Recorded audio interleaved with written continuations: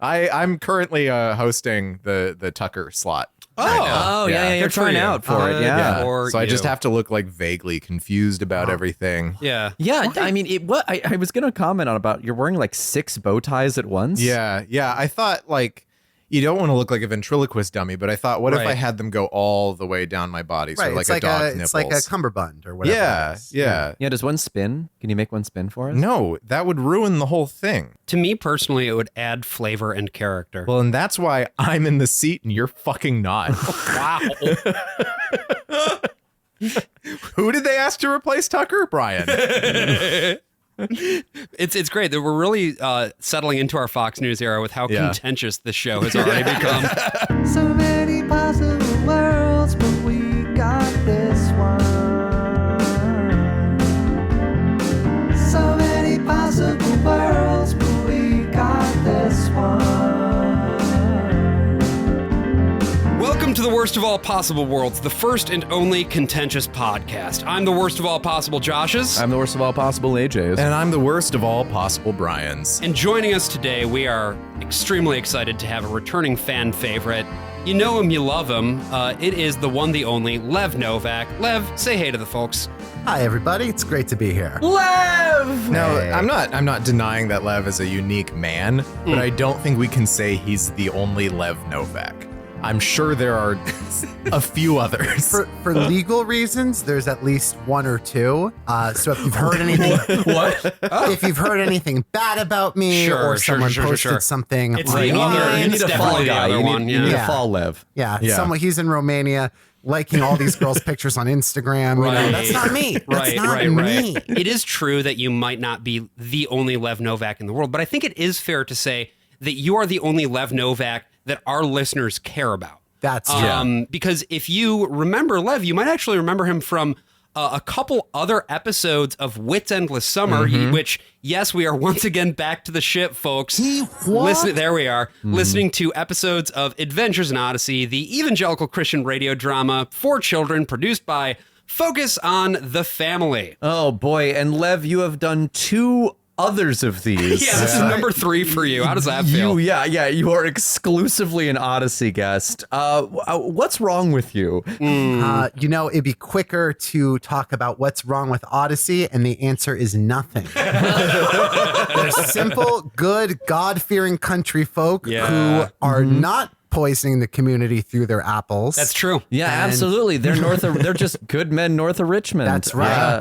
Just trying to make people their on both way in the sides. world. It really makes you think. doesn't Good it? God. This is also our first time recording with Lev in person. Yes. And I Yeah. did want to ask Lev, now that you've met the 3 of us in person, what are you surprised? Can you tell us apart from each other? Yeah, well, you are all wearing the matching jumpsuits, but other than that, the bow ties differentiate. It was really hard to get all 6 bow ties, especially around my chest. Yes. It was like we had to really work to pull that off. Yeah, but- well, he tries to make his spin, but they all bump into each other. Yeah. Because they're right on top of each I other. call it making them kiss. Oh. I like it when they smooch, and then you can get like little baby bow ties, and then you could make them smooch, and then eventually down the line you get like professional grade like pedigree bow ties, and then you submit them to the nearest bow And then tie the competition. younger of the 2 and- bow ties, I'm killing it. And then the younger of the 2 bow ties ends up stealing the other bow tie's birthright in exchange for some stew, which would really please Adam Carolla. That's for sure. Right? What people care about birthrates more than stew. Yeah. In this generation. And that's what's wrong. We used to be a real country. Proper We country. used to be a proper tribe of tent-dwelling people in the Levant. Oh man, but yeah, Lev, you are sort of our keeper Resident of knowledge. Hebrew. Yeah. Jesus, God, Brian. Our resident font of knowledge for all things Old Testament. That's right. Yes. And we wanted to bring you on specifically for this. And Brian, I know you chose that these first 2 episodes. Yeah, I was like, we're not going to have Lev on again and not actually talk about a story from the book that he is currently writing. Yes. We have to get here. Yeah, Lev is currently writing the Bible. Yeah, Yes. it's a lot of work. It's already been written, but Yeah, he's been climbing up Mount Sinai every day. Those tablets aren't Murder going to on my deliver thighs. themselves. However, listeners, you should know his thighs look great. Ripped. So the book I'm working on is called The Devil's Bible. It's an alternative exploration of Genesis and maybe Exodus. I haven't decided. Okay. But what's really interesting is if you look at the Bible in the original Hebrew and you read through it with a critical lens or a playfully critical lens, you can discern so many interesting things that are lost in translation from English to English even, or that contextually have been removed. For example, one little thing from the story of Jacob and Esau, which is interesting, is it is not as is summarized that Esau says, "Give me your soup, I am hungry." He specifically says, "Give me the soup because I will die without it." And his brother is withholding on the threat of death. And that is also something, it's an inversion of the questions of what do we owe each other, which is something that never gets discussed in the contemporary religion. And then, since the book I'm writing on is The Devil's Bible, which is from the POV of the devil, I thought I would share with you a little something that is technically heresy. Oh, whoa. So, on this podcast, This is heresy? I don't know. Welcome, this is Lev's Heresy Corner. So, there you go. That's the souls of the dead. I'm the devil. This is Lev's Heresy Corner. Thanks, Nixon. It's a hell dialect. All residents of hell speak like It's that. infernal. Yeah, the California Republican accent. Yeah. Is the hell I was gonna say California raisin. Like, Yeah. That same, too. same difference. That too. They're Where do you they're in think they hell. make them? Yeah. Yeah, they are demons. Right. It's the fall from grace. The angelic grape or the infernal raisin. They sell and they dehydrate it, Yeah, actually, exactly. in the Down fall. hell. Well, Yeah, why don't we we'll jump save it? Because into we're going it. to talk now about this fucking Adventures in Odyssey episode, which I hate. this two-parter. It's a two-parter, and the episode is called... Two brothers and Bernard. Yeah, Oh. what you failed to do there, AJ, is it's actually two brothers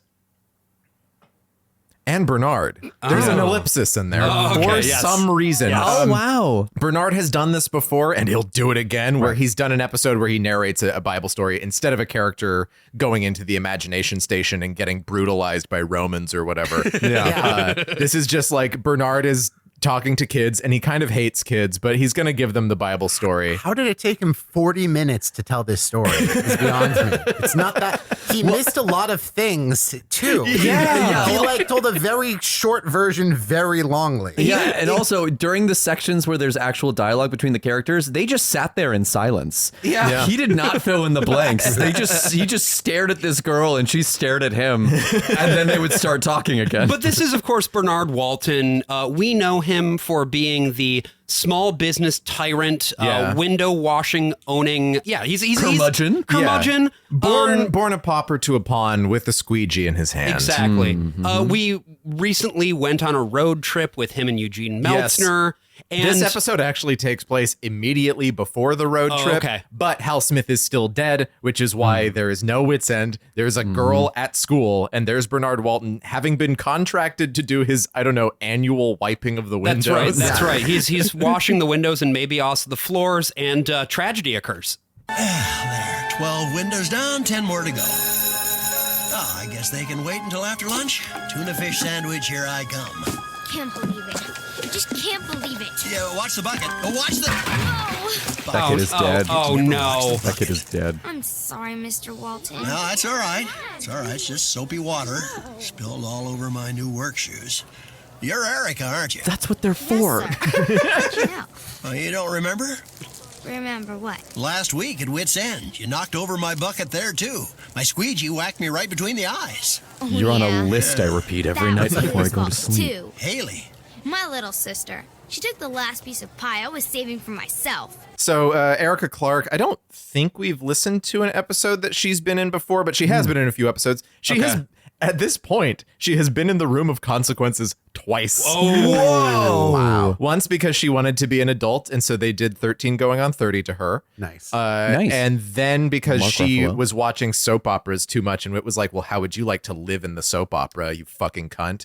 Like, It feels like that'd be fun, actually. Was it not well, fun? no, because there's course it wasn't murder, and fun. she's getting cheated on, Yeah. and, you know, there's an adult man with, like, freckles stuck to his cheeks. But I don't know. Erica seems like the type who lives for drama. So, like, Yeah. I think she'd be super into it. Yeah, maybe that's more Haley who lives for drama. Maybe she would have liked living maybe- in the soap maybe opera, so, because maybe so. Erica's little sister Haley keeps stealing her pies. yes. I also love that it seems to be a requirement to be a town member in Odyssey that you get a piece of pie with lunch because Bernard also has pie. Makes Yeah. me wonder, what's in the pie? well, it's like the Twin Carmen Peaks Bose, yeah. wholesomeness. you Yeah. know? Yeah, but also like it's weird that everyone has it, and is it mandated by the town of Odyssey? I don't think it's mandatory pie. I think it's just pie that you can get, but not for free. Yeah, this is market pie. I don't know. I feel like the sweet maker in town Maybe- is wit. And Maybe this is like the healthcare marketplace where like you have to buy the pie, and then if you don't, you get fined. Yeah. There's different tiers of pie that you can purchase. You can get a pie cobra plan if you lose your job. You only get key lime on the pie cobra plan. This is Haley is the older sister, or Erica's the older sister? I think Erica's the older one. Erica's right? the older one. Children are almost always menaced by the younger sibling Yes. in Adventures in Odyssey, which is again not to my experience. And so Erica is just pissed Ben. at her sister, and she completely vents to Bernard about it. Haley's a royal pain. She's always sneaking around, pulling bad tricks, doing rotten things to me. Sometimes I really hate her. Whoa. Guess I shouldn't say that. You want to take it back?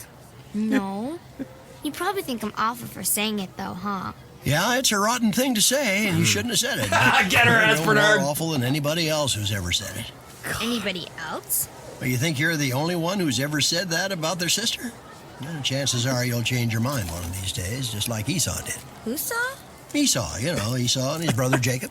Jacob Esau, Farnsworth she's has a spelled brother by named seashore. Esau? No, not Jacob Farnsworth. This sucks Jacob in so the bad. black. Come They do on. that joke so many times in this show. Who is Jacob Farnsworth? It's just the kid. implication It's is just a that kid she in knows a Odyssey. kid named Jacob Farnsworth. Yeah. Oh. There's nothing concrete Not about the this inventor joke of at all. television, Philo Farnsworth. No. His name is Philo. This guy's name is Jacob. That's how names work, But there AJ. isn't. But also, isn't there a kid in Odyssey named There Philo? is a kid named That's what Philo. I Yeah, we've thought. met Philo. Yeah. Jesus, God. Anyway, Lev, your thoughts on sort of this setup here? Were you just on the edge of your seat waiting for the dramatic other shoe to drop? I'm flabbergasted. Among other things, she can't even point to something her sister did that's even interesting or parallel to the story of Jacob and Esau. Right. It was not even like she stole my birthright to a birthday cake. I don't know. Honestly, that's already infinitely better than anything in this episode. It feels like a one-to-one. Like I was like, what? She's playing little dirty tricks on you? Like what's going on? What type of political intrigue are you wrapped up in? This is very much though in the vein of the scripts that we see from Phil Lawler, who we've talked about this time and time again. Phil Lawler, as a writer, thinks that it's very funny to do things like, Jacob, do you mean the Jacob who I know from school? No, you dumb bitch. I mean Jacob and Esau from the Bible. Like, that's not anything. There's nothing there. No. And this entire episode is just a very like literal, boring retelling of that story. I do think that there's something interesting in Erica saying, "Oh, I hate my sister," and Bernard is like, "Yeah, it was a shitty thing to say, but hold on now, you're going to change." If Whit had heard her say that, he would have locked her in the basement. Absolutely. Yeah, put her in the room of consequences Your sister immediately. was dead. Yes. And room you of need to look at her consequences. corpse. Yep. Lev, did you have brothers? I do. Did they ever steal your pie when you were a kid? Your town mandated when you pie. set it out on the windowsill, did they float on the wind while enticing fingers of that beautiful pie smell led them along? Yeah. No, it's funny. My brothers were both older than me. So if anything, I was like covetously watching them eat like frosting. Because I remember I would be like 9 and they would be like teenagers. They would Right. do Yeah. teenager things. Okay, did you ever try to steal their pie? No, I was very much a good kid in that regard. Okay. Yep. I think I was a bit of a pie thief. I didn't like pie as a kid, but I certainly stole sugary things. Nice. Lev, I actually have a question. This is your first introduction to Bernard, right? Yes. How do you find this character? What do you think of this old curmudgeon? So, unfortunately, I just been rewatching True Detective season 1, where spoiler, the school custodian worker is a murderous freak. Yeah. And that was sort of my first instinct of don't talk to the little girl repeatedly. Yeah, yeah, He's yeah, like out of earshot. Yeah, I don't like this. And Bernard likes to talk to little girls. We noticed this as well in the road trip episode. That's true. In a hot tub. Where he was repeatedly talking. This is rough stuff, guys. I'm not a fan. No. But ultimately, Bernard takes this as an opportunity to talk to this girl about the Bible in what I'm assuming is a public school, because this is the thing. This is part of the bigger project, right? It's like it is not okay for us to have these schools that are absent, that God is absent from. In fact, it's kind of implied that the whole reason that Erica. Is that her name? Erica Clark, yeah. The whole reason that Erica is so lacking in understanding is that the school hasn't educated her in the way that they should be. Right, And Bernard even kind of is like, well, what kind of, these kids, they don't know anything anymore. That kind of. Well, he says, I guess I'm going to have to educate you. Right. Which if a grown man says that to you, run. Yeah, not good. What if he's a teacher? Well, Bernard's not a teacher. You said if a grown man. You made that like a whole blanket thing. No, There's but- some but people like- who are supposed to educate. yeah, they are, but like, they don't say that to you. It's like, I'm going It's to an educate you. It's like it's it's an ominous implied statement. thing. It is. Yeah, it's a It is. very It's ominous not great. statement. I'm going to teach you a lesson is very different than let's learn about fractions. Yes. One is an invitation. The other is a threat. Yeah. So anyway, Fractions is a threat. Bernard gets into his story, right? And he basically starts talking about the story of Jacob and Esau. And it's like, hey, there were two brothers alike in dignity. Rebecca. What? Who is it? I am the Lord, the God of Abraham and Isaac. I am the My nozzle. lord! Two nations struggle in your womb. Two people shall be separated from your body. One will be stronger than the other, and the older shall serve the younger. Boring. This is the And fucking, everything changed when the Fire Nation attacked. This is the fucking king of the entire universe appearing to you through the veil, and this is what it's like? Yeah. Oh Come my on. God. Come up with something better. And Is there more razzle dazzle in the original story, Lev? Yes and no.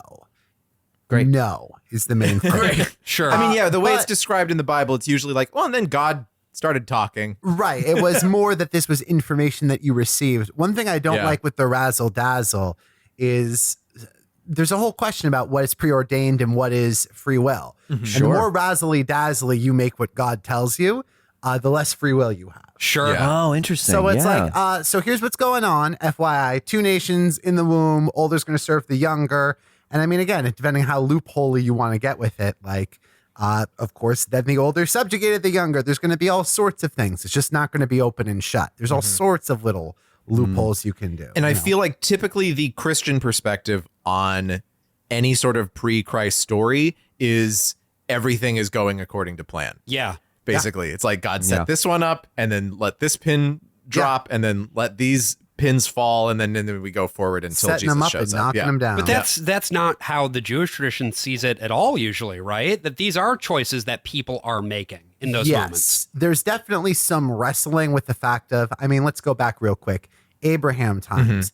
Abraham is visited by like a dark and frightful presence, which is a crazy description of God. It's like Genesis 15 something. It's chapter 15 of Genesis. And God basically beat by beat explains the upcoming story of Exodus, the Exodus from Egypt. Next book.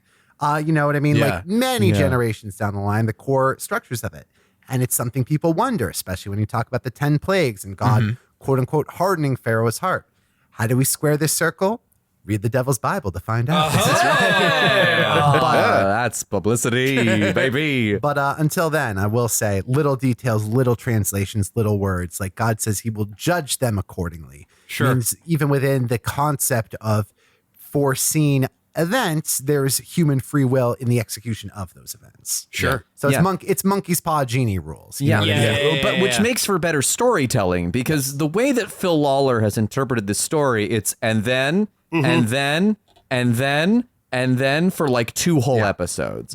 And it doesn't, I mean, it completely takes out human free will because it's all God's plan. And that just doesn't make for good storytelling. Yeah, and we get another one of those and thens right after this. And this is the part that you were talking about earlier, Lev, where Jacob and Esau grew up parallel to each other. And at one point, in order to fulfill the prophecy, Jacob and Rebekah came up with a plan for how to get Esau to hand his birthright over to Jacob.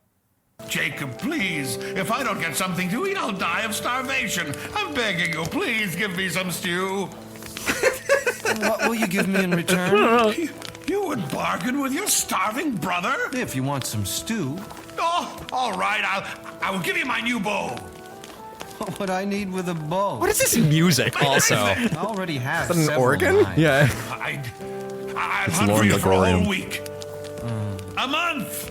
A year. No, I'm afraid that just isn't good enough. What do you want? Oh, nothing really. Just a trifle. You'll never even miss it. What? I want your birthright. And here, this does sound like he's dying, but it mostly just sounds like he's being very dramatic. Right. Yeah. Like he's just like, I'm just, come on. Well, just that give me is your that is food." kind of the proper interpretation, in my opinion.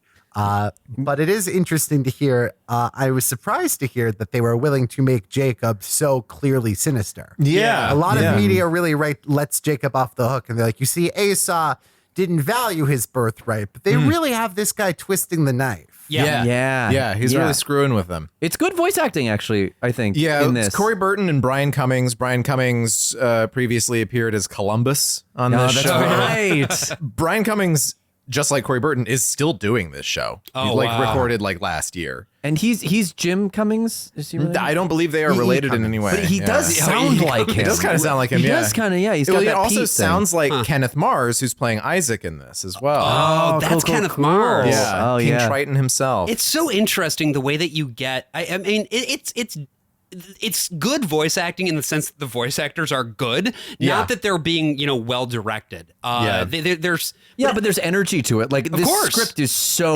'cause like a it's- dead 'cause fish what otherwise. Phil Lawler is doing is he's like taking the beat of whatever verse, right? Esau's very hungry. Jacob screws with them, and then just plays that one beat. yes, Like draws this single thought out across like 20 lines of dialogue. and so here's one for you, Lev. Like, what is this missing? Like, what are the dynamics of this story here that Lawler is failing to nail down? So I'm going to give you one interesting thing. Could we actually press play for a few more seconds of this? Because one thing was added, which is not in the biblical text. I vow before God that my birthright And all that goes with it. and all that goes with it is now yours. Thank you. And the stew is now yours. He says, and all that goes with it. That's not in the Bible, because in the Bible, Esau is ripped off twice. The birthright is the legal extra helping, which is the oldest son gets an extra share of the estate. So let's say you had 4 sons. Son number 1 gets 40%. The other 3 get 20%. Right. yeah. And also, if I may, it is swagged out, as the kids say, that Esau doesn't need it because, as we will see later, he is in fact a self-made and successful man Right. who does not need an inheritance, unlike a certain mama's boy who gets hustled by his own uncle Yeah. Well, so and needs God to bail him out. Yeah. So Bernard makes this point that like Esau did not really find this valuable. He resented his birthright to some degree. And That's yeah. cool. Yeah. Because what he doesn't resent, and which this story does nail down, is when it's time to get the blessing from his father, the religious, the familiar, the spiritual, Esau breaks down in tears Right. and asks beautifully if there's any leftover blessing for him. Yeah. Right. He Yeah. cares about the thing that should be cared about. What he doesn't care about is getting an extra share of daddy's wealth. Yeah. It's honestly a very cool story about how Esau rocks. And I Yeah. feel like there's an opportunity here too to play with those sibling dynamics, with this sense of like, what does value and worth actually mean to you? Like, there's so many rich themes and ideas that you could draw out which they just completely fail to even touch because they don't care. Like, all they want to do is just beat you over the head with and then, like you were saying, AJ. Yeah. Speaking of, I just remembered, I'm going to jump in before I forget what the text is missing. The audio does include later a reference to, if you remember, they're like, he married two women his mother didn't approve of. Now, there's an argument to be made, which is made in the Devil's Bible.